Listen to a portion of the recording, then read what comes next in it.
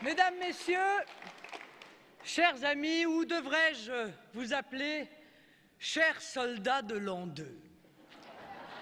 Vous qui êtes dans cette salle, mais aussi dans le hall, tant nous sommes aujourd'hui nombreux et devant vos téléviseurs toujours fidèles lorsque l'intérêt supérieur du pays vous appelle. Vous qui êtes là, en cet an 2, la deuxième année d'un quinquennat qui se voulait celui d'un nouveau monde et qui, un an après, donne l'image d'un pouvoir déjà essoufflé, affaibli, impuissant.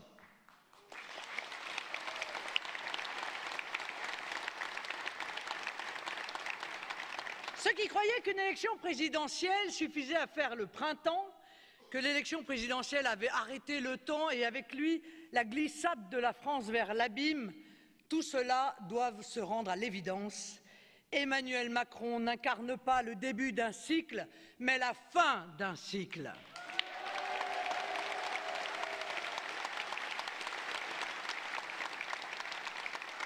On le voit bien d'ailleurs maintenant, à l'heure où tout le monde fait sa rentrée, lui donne l'impression de faire sa sortie. Refusant l'échec d'une mondialisation qu'il a tant adorée et défendue, il persévère et même accélère la glissade contre toute logique, contre toute raison. On le sent de plus en plus, Macron ne règle pas les problèmes, il gagne du temps. Il n'a pas de grande vision, il tâtonne.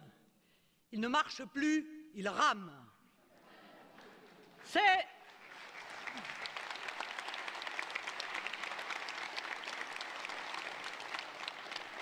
faut-il le rappeler, dans les coups durs que l'on juge des personnalités. Et il y a de quoi être inquiet pour la présidence. La piteuse affaire Benalla de police parallèle a montré, bien sûr, une drôle de conception bien peu républicaine du pouvoir, mais surtout un président fuyant, un pouvoir absent, réduit à une communication arrogante et provocatrice. La fuite en direct du ministre biodégradable Hulot a révélé les faux-semblants d'un gouvernement d'inconnus et l'inconsistance d'une majorité parlementaire de fantômes. En un an, pas une seule personnalité d'envergure n'aura émergé. Pas un grand politique ne se sera imposé, comme si la révolution promise par M. Macron n'avait eu aucun impact sur le renouvellement des élites. On ne fait pas un film qu'avec des figurants. On ne gagne pas une guerre sans officiers. On ne conduit pas un pays sans une avant-garde éclairée. On ne dirige pas une grande république comme la France, seule, entourée de mercenaires de supermarchés.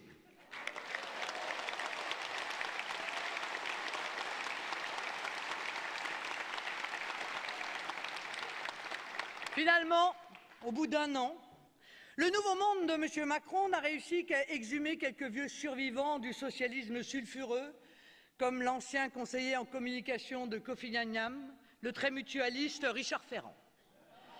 Vous parlez d'un renouveau de la vie politique. Ce qui étonne, ce ne sont pas les difficultés de M. Macron. Tous les présidents connaissent. Ce qui étonne, c'est la vitesse avec laquelle se sera déréglée la machine Macron. Ce qui étonne, c'est le délitement de la start-up En Marche qui, à l'évidence, n'aura pas trouvé son business model. Comme dit le poète, un jour tombe, l'autre se lève. Ce pouvoir qui se voulait bâti sur le socle de la nouveauté, de l'action et de la compétence est face à son premier bilan. Le candidat pro-business, devenu président, affiche les plus mauvais résultats économiques de la zone euro.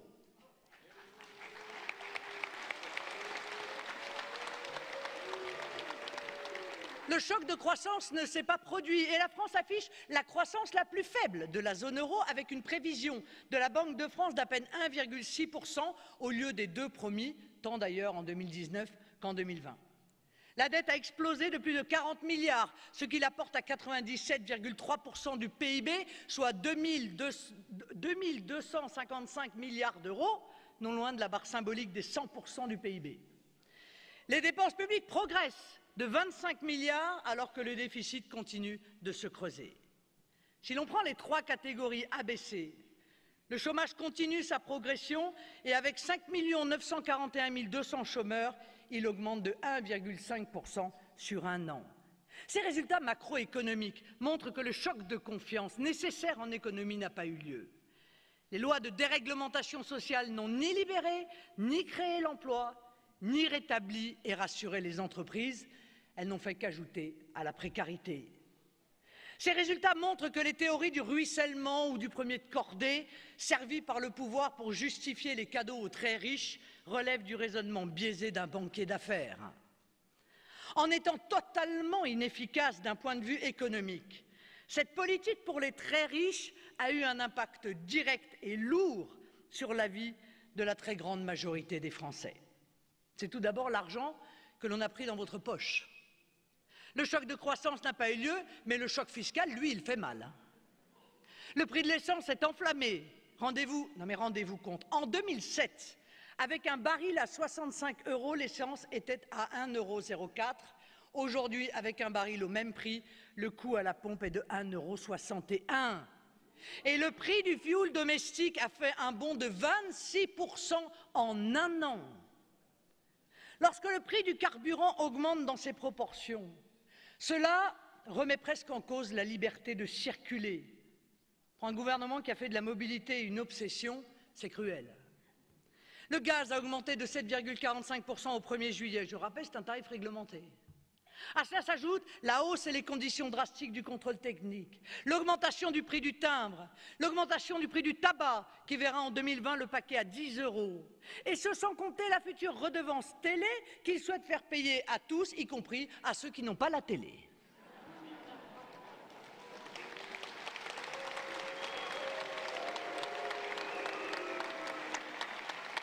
L'effondrement du pouvoir d'achat, notamment des retraités, avec l'effet conjoint de la hausse de la CSG et du blocage des pensions.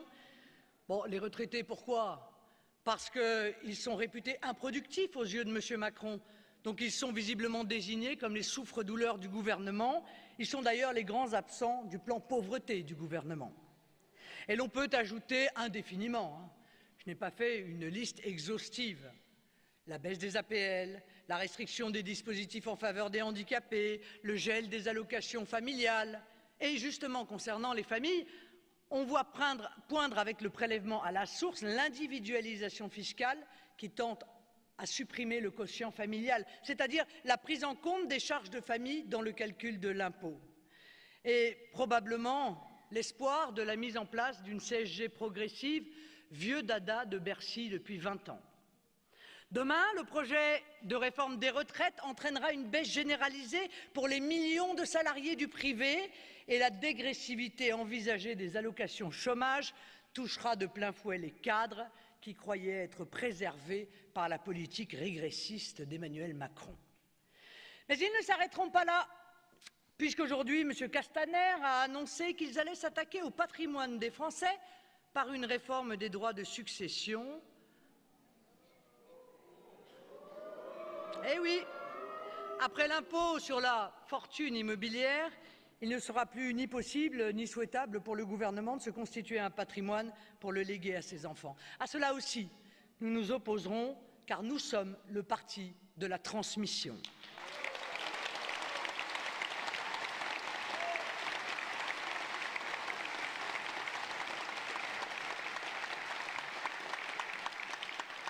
L'aide aux Français en difficulté, ça coûte un pognon dingue, nous dit M. Macron devant sa vaisselle à 500 000 €.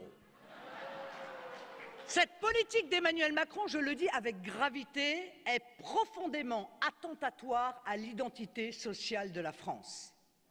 Que l'on fasse des économies, oui, mais pas sur le dos des Français qui ont le plus besoin de la solidarité nationale.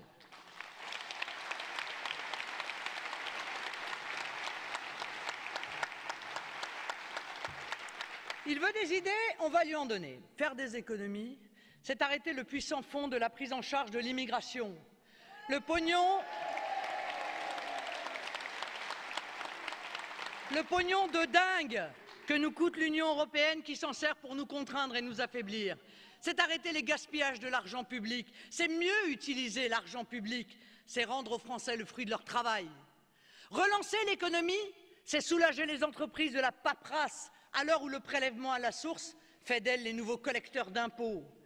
C'est leur garantir la stabilité juridique, l'accès égal au marché public, les conditions d'une concurrence loyale face au dumping monétaire, social, environnemental des entreprises étrangères. C'est mettre en place le patriotisme économique et un protectionnisme raisonnable, comme le font de plus en plus de pays dans le monde.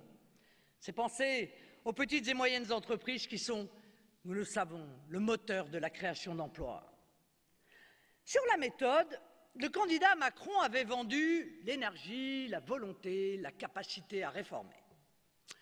Un an après, il montre le visage d'un dirigeant devenu fébrile et insultant, d'un dirigeant qui est certes issu de la caste de Bercy, mais qui n'a pas su prendre le pas sur l'oligarchie administrative. On l'a vu avec la hiérarchie militaire et la crise avec le général de Villiers. On l'a vu avec le ministre de l'Intérieur et la guerre au couteau entre l'Élysée et la place Beauvau lors de l'affaire Benalla. On l'a vu sur le prélèvement à la source avec l'arbitrage victorieux de la technocratie de Bercy sur la volonté présidentielle. Bref, dans le costume du chef de l'État, on a quelqu'un qui n'est pas vraiment le chef de ce qu'il reste de l'État.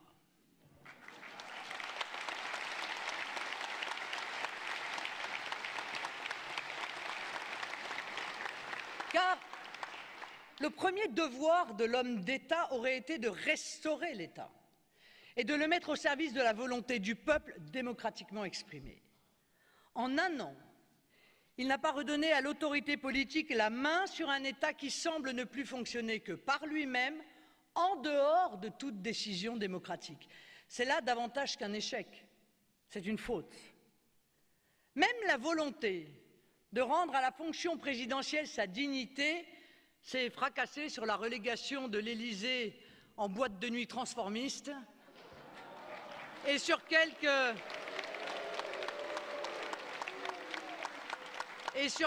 t-shirts ou mugs démontrant un penchant puéril et ridicule pour l'autopromotion et le nombrilisme. Et puis, il y a la soumission à Bruxelles, encore et toujours. La soumission à Bruxelles et à sa folle politique immigrationniste. Aujourd'hui, les préfets n'ont plus qu'une seule activité, l'implantation des migrants. Ils ne s'occupent plus que de cela. Acheminer les migrants par bateau, par avion, par car, les régulariser, les nourrir, les loger, les soigner, leur trouver des formations, leur organiser une priorité d'emploi. Pour cette folle politique qui exaspère une majorité de Français, là, il n'y a pas de problème, l'argent coule à flot. Rien n'est trop beau. La rénovation des locaux, la mise à disposition des châteaux, d'hôtels, de casernes, de maisons de retraite, des accompagnateurs, de l'argent de poche, des stages. Les Français doivent savoir qu'un migrant mineur coûte 4 200 € par mois, que l'AME, c'est-à-dire l'aide médicale aux clandestins, leur coûte 2 milliards d'euros par an. Tiens, 2 milliards par an. Ah, c'est drôle, c'est exactement le montant que propose Emmanuel Macron par an pour faire reculer la pauvreté. Sauf qu'on parle là de 8,8 millions de nos compatriotes qui sont sous le seuil de pauvreté. Il n'y a plus d'argent. Il n'y a plus d'argent, nous dit-on tous les jours. Il n'y a plus d'argent pour l'aide au logement des Français, mais il y en a pour l'immigration. Il n'y a plus d'argent pour le pouvoir d'achat des retraités, pour les handicapés ou pour les familles, mais il y en a pour l'immigration. Il n'y a plus d'argent pour équiper la police, mais il y en a pour l'immigration.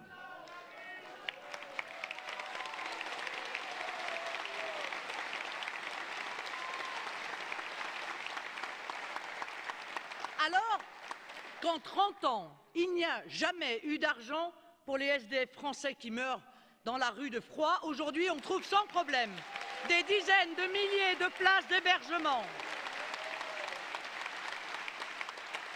Tout est réquisitionné et même le logement de migrants chez les particuliers donne lieu à un subventionnement. Dans le même temps, la propagande officielle fonctionne à plein tube. On nous invente des fables. On nous prend pour des enfants. Les migrants, tous ingénieurs et tous médecins. Les réfugiés de guerre, alors qu'il s'agit pour la très grande majorité d'exilés économiques. Les prétendues migrations familiales, alors qu'il suffit de voir les embarcations pour comprendre qu'il s'agit de jeunes hommes d'une vingtaine d'années qui rentrent en masse en Europe. Jusqu'à certains bénéficiaires du droit d'asile qui vont, semble-t-il, tranquillement passer leurs vacances dans le pays qu'ils ont pourtant fui, car ils y étaient, à leur dire, en danger.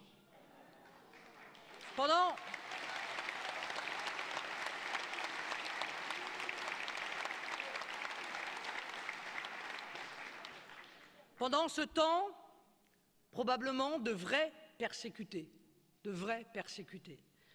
se rongent les sangs de voir l'escroquerie qu'est devenue la procédure d'asile, eux qui méritent la protection. Ce que nous vivons, mesdames et messieurs, c'est la submersion de l'Europe et la submersion silencieuse de la France. Cette folle politique s'incarne dans le sort réservé à Château-Double, petit village à 1 heure d'ici. Un village où nous avons réuni 30% de voix au premier tour de la présidentielle et 45 au second. Ce village, au beau nom issu du Moyen-Âge, joyau du patrimoine varois qui domine des gorges majestueuses et verdoyantes, se voit contraint par décision préfectorale autoritaire d'installer 72 migrants sur 477 habitants.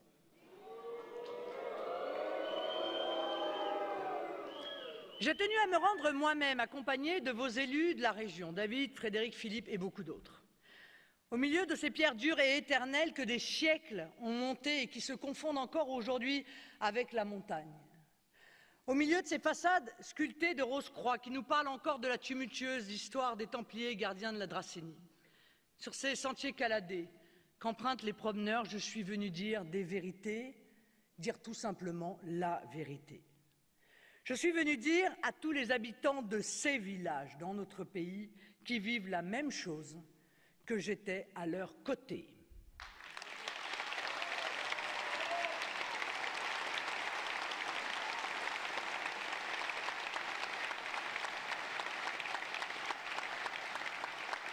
Cela relève aussi de la fonction du politique, de décrire avec des mots ce que les gens ont sous les yeux, mais que parfois ils ne voient pas, n'analysent pas, ou dont ils ne perçoivent pas tout à fait la portée. Ce village, si merveilleusement français, si intensément provençal, est menacé par une décision venue d'en haut, de très haut, même pas de la préfecture où officie une haute fonction publique sans repère, même pas de Paris où siège un président sans attache, mais de Bruxelles, où des commissaires anonymes et gris ont décidé de leur immeuble de verre la fin des nations, avec la complicité de la gauche française et de la droite française qui ont au Parlement européen entériné ces installations forcées.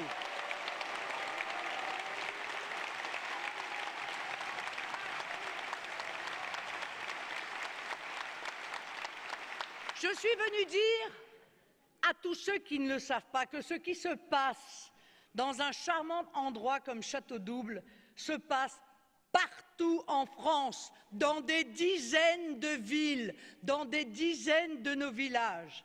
Saint-Macaire, Arès, La Réole, Langon, Decazeville, Chance-de-Bretagne, Saint-Georges de Rintembeau, Pellevad, Saint-Éloi-les-Mines, Bray-sur-Seine, Aunay-le-Château, Chambon-le-Château, etc., etc., etc. Ces décisions autoritaires n'ont été concertées ni avec la population, ni avec la région, ni avec les élus. Elles ont été prises en catimini par le préfet. Ce sont des décisions honteuses, à tous les titres, tellement honteuses que les préfets les exécutent de nuit, en faisant venir les migrants par petits groupes. Non seulement nous vivons une submersion, mais une submersion honteuse et silencieuse. Ce qui domine dans cette affaire, tout d'abord, c'est la légèreté de décisions administratives inconsidérées, irréfléchies, irresponsables. C'est le mépris par les pouvoirs publics des équilibres démographiques objectifs.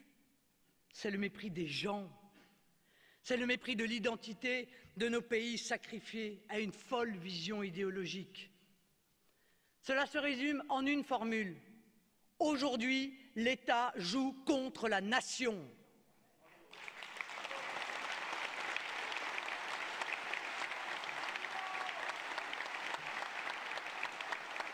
Nous voulons mettre l'État au service de la nation.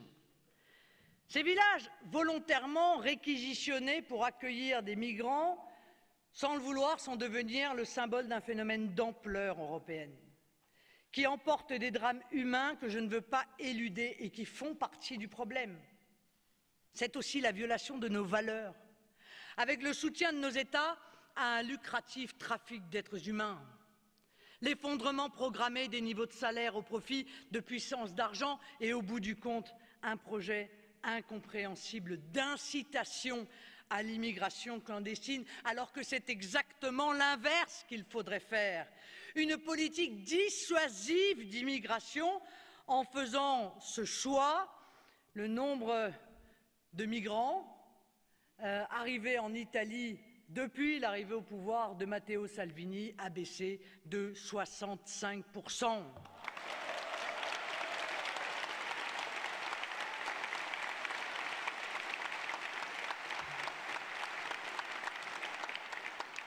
Ces installations dans nos villages viennent montrer aux Français, à chaque Français, que les images des débarquements sauvages sur les plages, de la noyade des bateaux d'ONG en Méditerranée, ou les prises d'assaut des frontières de Ceuta et Melilla ne relèvent pas d'un feuilleton télévisé lointain qui ne les concernerait pas, mais d'une réalité qui les rattrapera. Ces villages que je vous ai cités disent qu'aucun coin de France, même le plus reculé, même le plus sacré, n'est plus à l'abri. On finit par s'interroger à quand les migrants dans le château de Versailles. Et que l'on ne s'y trompe pas, mes chers amis.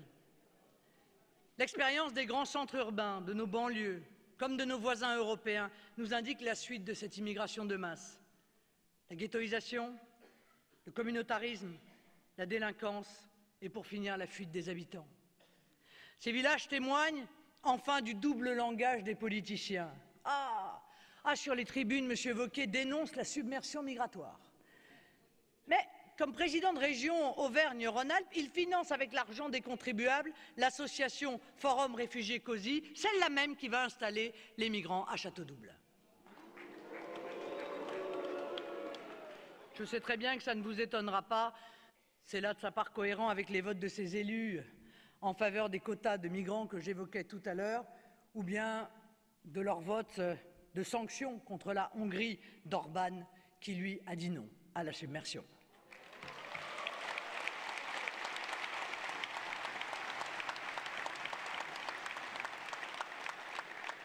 Alors on n'en finit plus de s'interroger.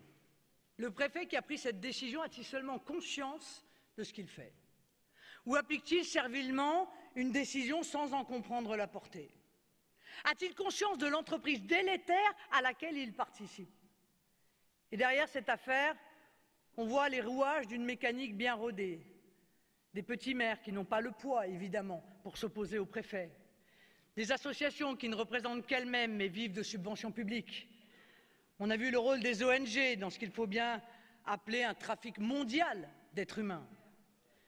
Le phénomène que nous avons sous les yeux et que nous vivons concrètement ne relève plus de l'immigration, l'ancienne immigration qui procédait, vous le savez, essentiellement de décisions individuelles.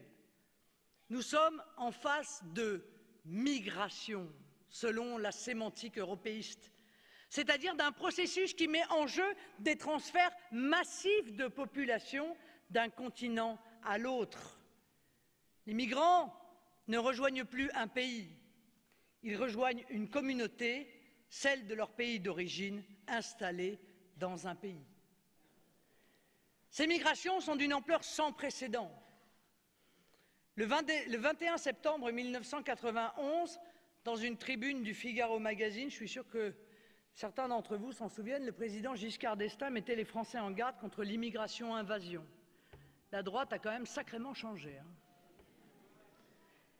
Ce phénomène après avoir évidemment mis en place un certain nombre de décisions comme le regroupement familial dont nous payons encore aujourd'hui les conséquences.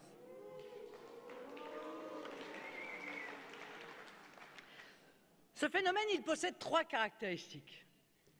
Cette submersion est issue d'une décision politique formelle des dirigeants européistes. On peut même d'ailleurs la dater exactement, comme le regroupement familial en France, qui le 29 avril 1976 a changé la nature d'une immigration de travail à une immigration familiale.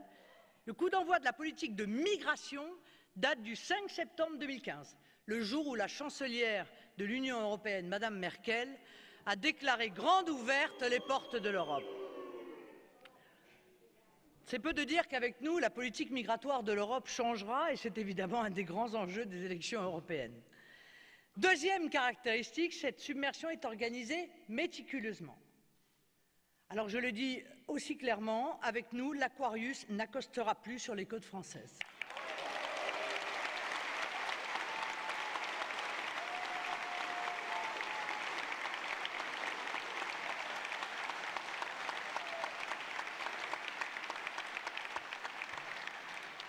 Troisième caractéristique, aucun de nos villages ne sera épargné, tant le réservoir pour ces migrations mondiales vers l'Europe est sans fin et sans limite. Avec nous, la France redeviendra maîtresse de ses frontières.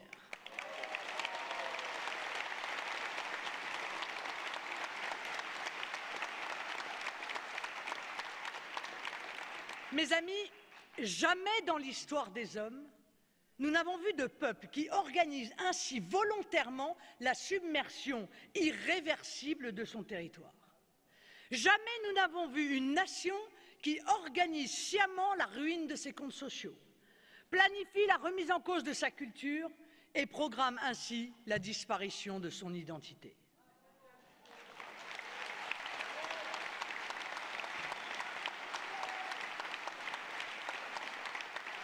Et le déni est de mise.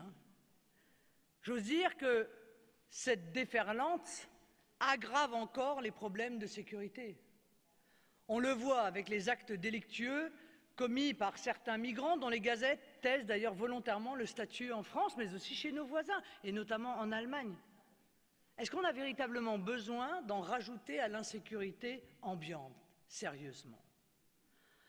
En matière de sécurité, les chiffres démontrent un niveau de délinquance insupportable, qui s'étend des villes vers les campagnes, et qui est sans commune mesure, je le dis, avec la délinquance qui existe chez nos voisins, en Grande-Bretagne par exemple, ou même en Allemagne.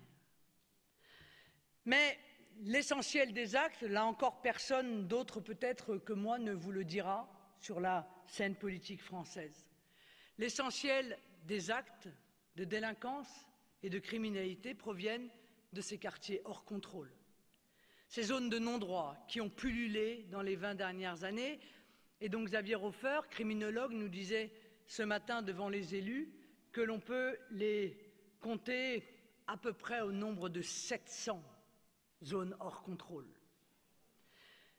Nous assistons également à un ensauvagement de la société, avec ces meurtres gratuits, qui sont le fait de terroristes, mais aussi d'individus ultra-violents, qui vous poignardent pour un regard, une cigarette, ou parce que juste vous avez eu le malheur de les croiser dans la rue.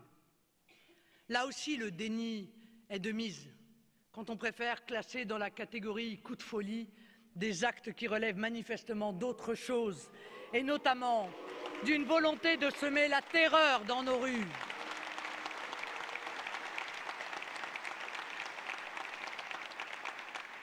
Bien sûr que cette délinquance et cette criminalité est une forme de terrorisme domestique, de terrorisme du quotidien. Eh bien, nous ne voulons plus que les Français, sans s'en rendre compte, adoptent des postures d'évitement. Nous ne voulons plus qu'ils changent leur mode de vie, descendent des trottoirs, baissent les yeux, évitent des rues ou des quartiers, adaptent leurs heures de sortie, leurs habitudes vestimentaires à cause de cette pression odieuse et quotidienne que fait peser sur eux cette délinquance et cette criminalité nouvelle.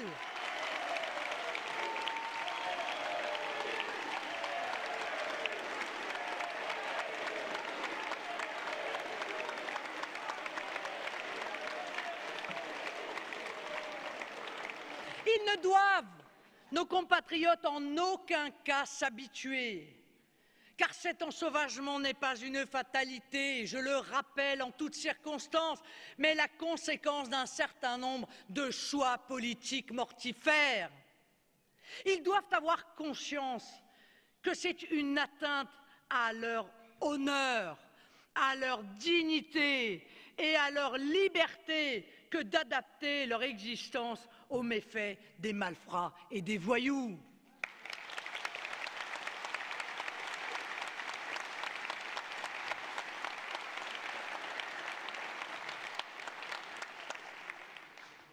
Existe-t-il quelque chose de pire pour une mère ou un père que de se demander si l'un de ses enfants rayonnant de vie ne va pas trouver la mort pour une broutille lors d'une sortie?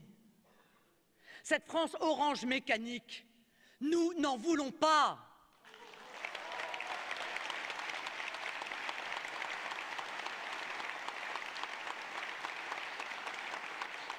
Alors adaptons nos outils à la réalité de ce que nous vivons. Nous appelons à la répression très sévère des ports d'armes prohibés, de couteaux qui ne font aujourd'hui l'objet que de rappels à la loi. Nous appelons à la tolérance zéro, notamment pour les agressions gratuites, qu'elles touchent d'ailleurs les citoyens, les personnels soignants des hôpitaux, les médecins urgentistes, les policiers ou les pompiers.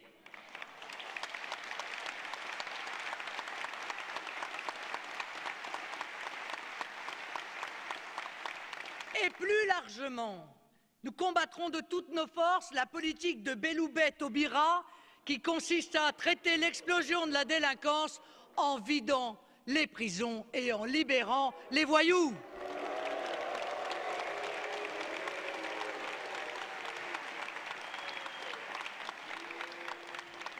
On le voit dans le nouveau monde de M. Macron, on n'en a pas fini avec le poison de la culture de l'excuse.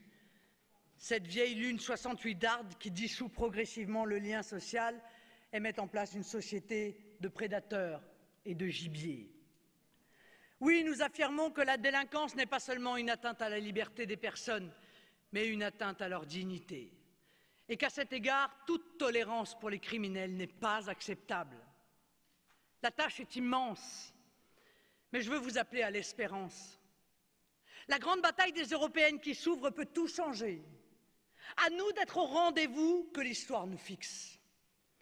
Nous sommes comme la Ligue italienne de Matteo Salvini ou le FPO autrichien de Hans-Christian Strache, dont je salue les représentants ici présents.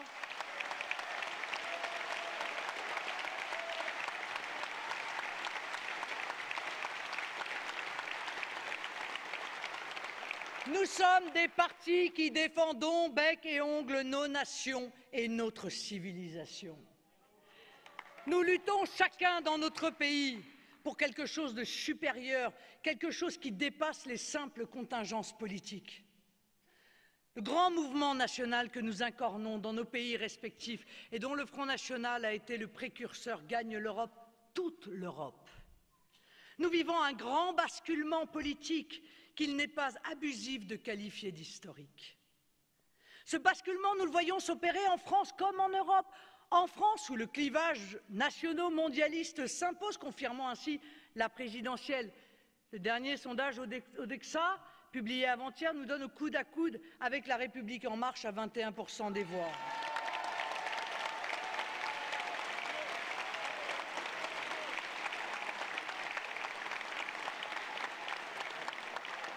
Puisqu'Emmanuel Macron nous a dit de venir le chercher, nos électeurs lui répondent immédiatement « On arrive !»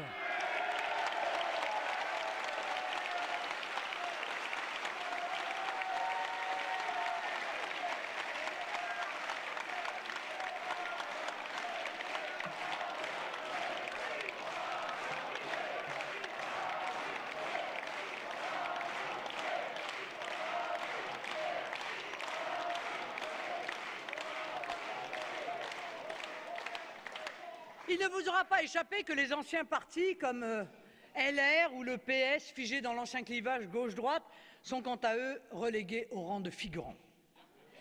Ce grand basculement politique s'opère aussi en Europe, avec cette même recomposition politique qui s'impose partout. Dans toutes les élections, Les mouvements nationaux enregistrent des succès électoraux grandissants, comme récemment en Suède et le mois prochain en Bavière.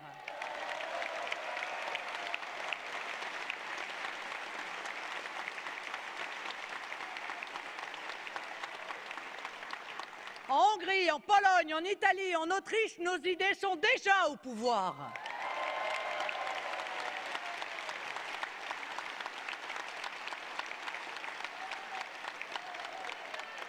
Et ce mouvement, mes chers amis, est mondial.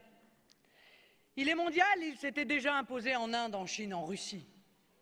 Le Brexit, comme l'élection de Donald Trump, s'inscrivent dans ce raz-de-marée qui porte la défense des intérêts nationaux et voit le retour des frontières et la résurrection des souverainetés.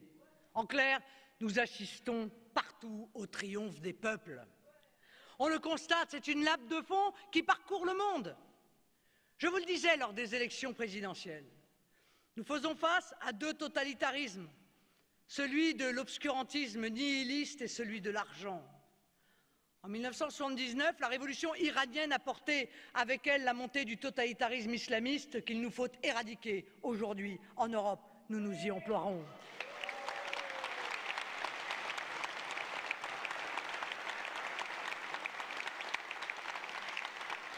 Dix ans plus tard, en 1989, la chute du mur de Berlin, moment de joie intense pour les défenseurs de la liberté que nous sommes, a donné le sentiment au capitalisme sauvage qu'il avait gagné et qu'il n'y avait dès lors plus de limite à l'affairisme, poussant le consumérisme et le productivisme jusqu'à la marchandisation du monde et des gens. Comme l'a rappelé Hervé Juvin dans son intervention de ce matin, et c'est toute la contradiction fondamentale de nos adversaires, le mondialisme est incompatible avec l'écologie, il est incompatible avec le juste équilibre du monde.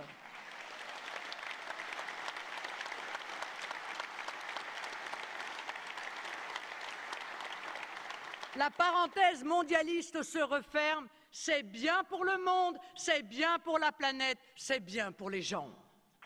Il ne reste plus que M. Macron pour croire que le projet mondialiste est viable et que l'Union européenne, qui en était l'instrument, aurait un avenir. Je veux dénoncer ici solennellement une première supercherie. L'Union européenne, ce n'est pas l'Europe. L'Union européenne, c'est une construction idéologique. C'est une institution dirigée par un pouvoir anonyme qui gère de manière centralisée un espace non délimité qui peut aller jusqu'à la Turquie ou le Maghreb. Un espace qui ne se raccroche à aucune histoire, aucune racine, aucune tradition, et un espace qui n'a en réalité aucune force ni puissance et d'autre avenir que la dissolution dans un magma mondial. Pour résumer, l'Union européenne nuit gravement à l'Europe.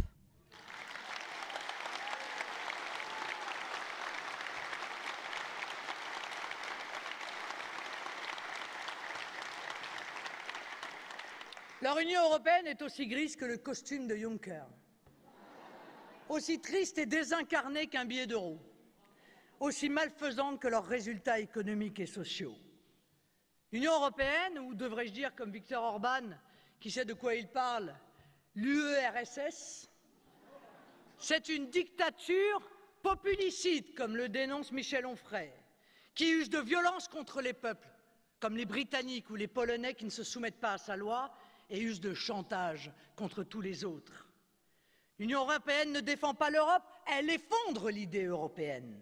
Pire, elle organise sa destruction par la submersion migratoire, par sa soumission aux oligarchies financières, par la régression de nos systèmes de protection sociale, par la destruction de nos identités, par des traités de libre-échange qui organisent le pillage de nos territoires et de notre économie.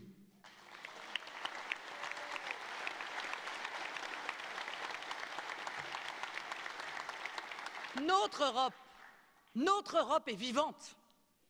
Elle n'a pas 60 ans mais vient de la nuit des temps. Elle regarde vers Athènes et vers Rome, de ses racines chrétiennes, de son siècle des Lumières, de son histoire plurimillénaire. Elle puise ses valeurs de civilisation.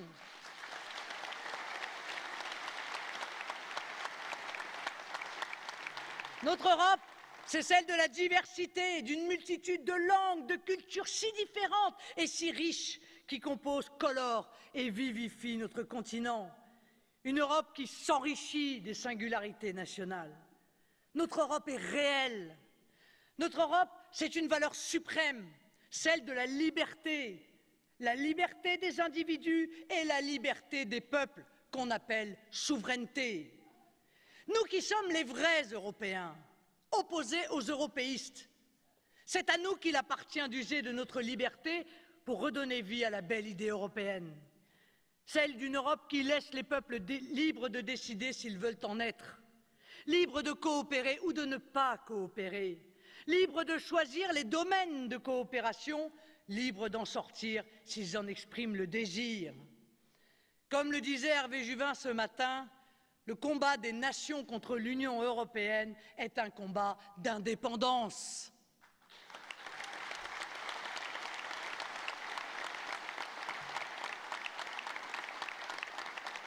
Ce sont les nations qui vont reconstruire et sauver l'Europe. Ce que nous vivons, c'est ce qu'évoquait déjà Victor Hugo, la grande guerre des patries, la chute immense des tyrans. Ce projet qui fera face au projet de l'Union européenne, nous l'appellerons l'Union des nations européennes. Le 26 mai, ce sera l'Union des nations européennes contre l'Union européenne. Les nations contre la Commission. Le passage de l'UE à l'une se fera selon un calendrier et des modalités techniques, juridiques, diplomatiques et politiques décidées par la nouvelle Assemblée. La vague nationale qui monte va prendre toute sa force durant les 8 mois qui nous séparent des élections européennes pour balayer de sa puissance ce monde ancien.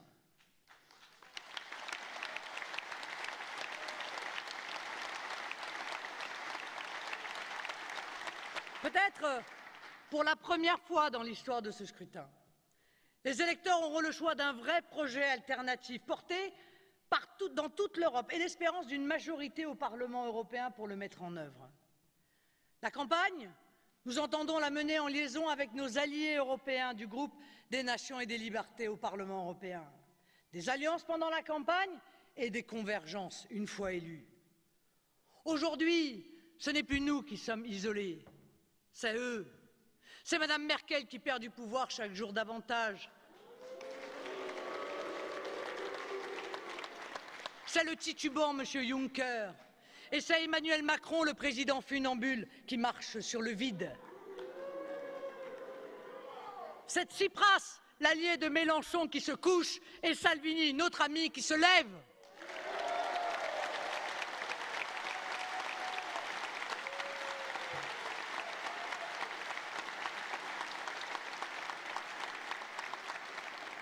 Notre objectif dans cette élection est double.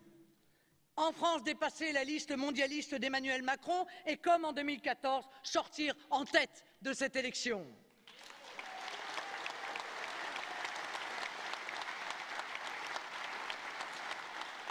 En Europe, constituer avec nos alliés et les autres groupes anti-européistes une majorité pour rompre avec la déliquescente Union européenne et s'acheminer vers une coopération des nations respectueuses de leur diversité et de leur identité propre. Vous le voyez, mes amis, nous sommes loin des petites ambitions électoralistes des défenseurs d'un système qui vit ses derniers moments. Notre liberté, nos nations, notre civilisation, notre Europe, la vraie, voilà nos combats. Et ces combats gagnés, nous retrouverons la sécurité pour nos peuples, la fierté d'être ce que nous sommes et un avenir pacifié et serein pour nos enfants. Aucun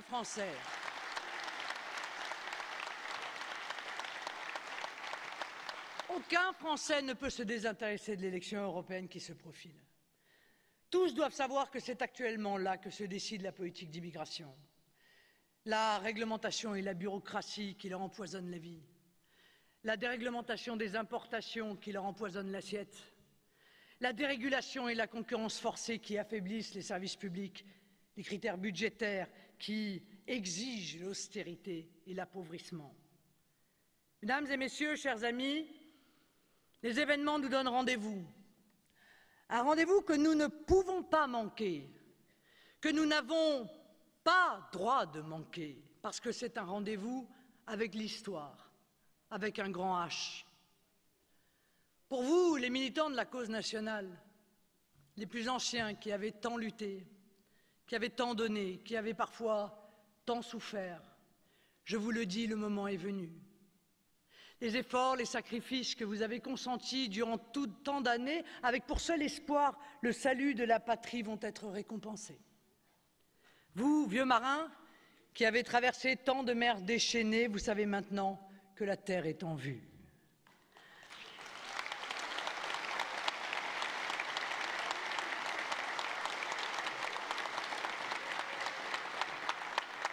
Avec les plus jeunes qui nous ont rejoints, nous allons avoir la chance de vivre un moment historique, un moment où chacun d'entre vous va rencontrer son destin, un moment qui, plus largement, ne changera pas simplement la vie politique, mais le cours des événements. C'est à nous, en effet, qu'il revient de bâtir et mettre en œuvre le grand projet de redressement de la France et de l'Europe. Vous allez avoir la chance de vivre des moments exaltants, de rencontrer l'histoire, la grande histoire des hommes et du monde. C'est à cette formidable aventure humaine qui va nous unir dans ce grand et beau combat pour la patrie que j'appelle tous les patriotes, tous ceux qui veulent participer à cette belle et fraternelle aventure qui s'appelle la France.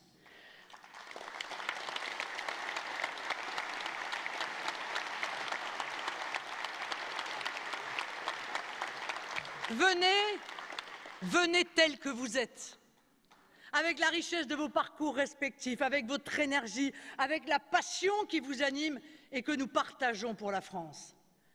À l'image des soldats de l'an 2, ces va nu-pieds marchant sur le monde ébloui, notre armée est pauvre matériellement, mais riche humainement, portée par un idéal de justice, portée par l'amour du pays et la fraternité qui nous lie indéfectiblement au peuple d'Europe. Mes amis, l'histoire nous appelle, nous lui répondons « on arrive ». Vive l'Europe, la vraie, et vive la France!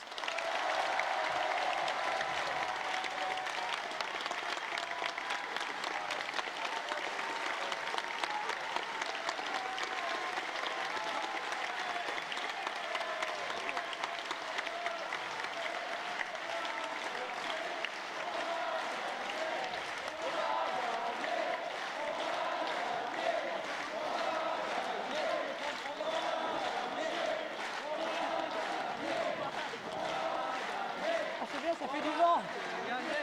On va gagner.